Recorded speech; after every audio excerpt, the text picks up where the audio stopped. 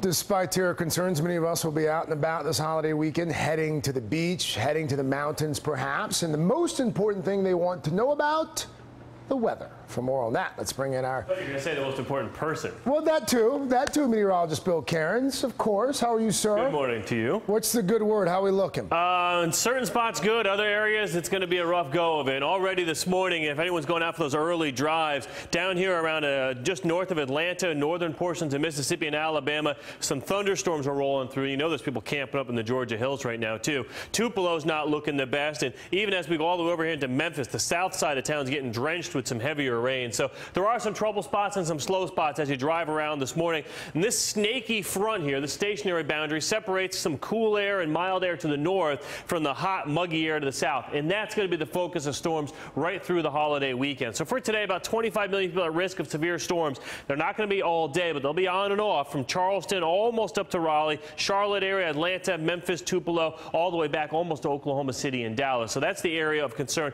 And if you're flying today, the major airports that could possibly have delays because of storms, definitely Atlanta and also definitely into the Dallas area. Beautiful day up there, Chicago to Minneapolis. For the 4th of July, the forecast is going downhill pretty quickly. Areas around D.C. to Philadelphia, kind of cloudy and cool throughout the day. Periods of some on and off light rain. That's even possible in New York City. Look at the temperature in New York City. That's not swimming weather. 73 degrees, Boston 72. So the best days for the Mid-Atlantic and New England is going to be as we go through Friday and Sunday.